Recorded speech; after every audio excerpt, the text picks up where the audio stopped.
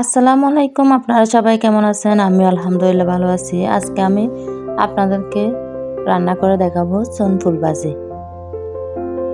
আমাদের কক্সবাজার এলাকায় এগুলোকে বলা হয় সনফুল। আমি এখানে সনফুলগুলো বেছে নিচ্ছি। সনফুলের মধ্যে শক্ত আবরণ যেটা সেটা আমি ফেলে দিয়ে সবগুলো সনফুল একে একে বেছে নিয়েছি।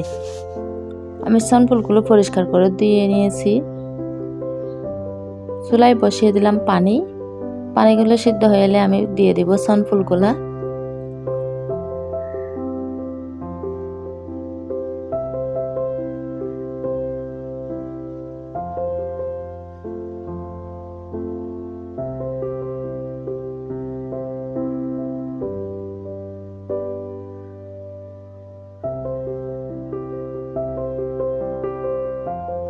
আমি এখন সনফুলগুলা নেড়ে চেড়ে হালকা ভাপিয়ে নেব।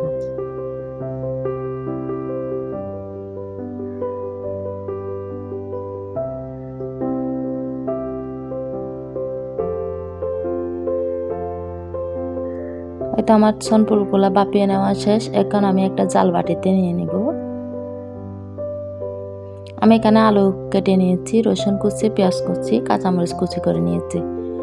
বসিয়ে দিলাম কড়াই, দিয়ে দিলাম পরিমাণ মতো সয়াবিন তেল, দিয়ে দিলাম রসুন কুচি, পেঁয়াজ কুচি, কাঁচামরিচ কুচি, সব কিছু একসাথে দিয়ে নেড়ে চেড়ে কিছুক্ষণ ভেজে নেব।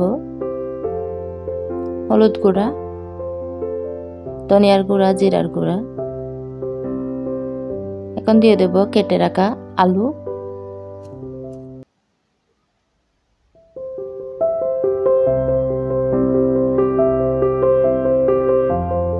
এখন আমি নেড়ে চেড়ে কিছুক্ষণ ভেজে নেব।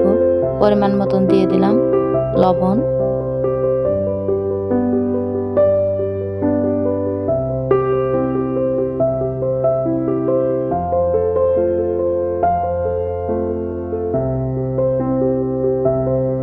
এখন আমি দিয়ে দেব ভাপিয়ে নেওয়া সনফুলগুলা।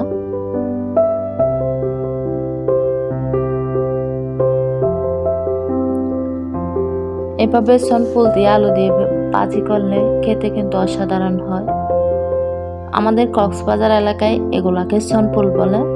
কোন কোন এলাকায় কি বলে পরিচিত কমেন্টে জানিয়ে যাবেন।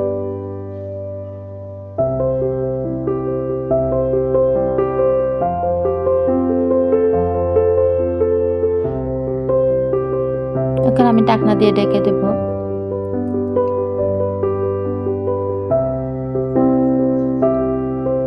এই তো আমার সনফুলগুলো প্রায় শেষ পর্যায়ে।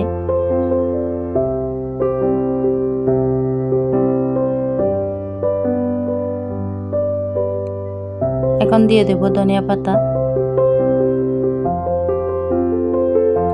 আপনারাও চাইলে এভাবে ট্রাই করতে পারেন, খেতে কিন্তু অসাধারণ হয়। আমার ভিডিওটি যদি আপনাদের ভালো লাগে অবশ্যই লাইক, কমেন্ট, শেয়ার, সাবস্ক্রাইব করে দেবেন। ভিডিওটি দেখার জন্য অসংখ্য ধন্যবাদ। আল্লাহ হাফেজ।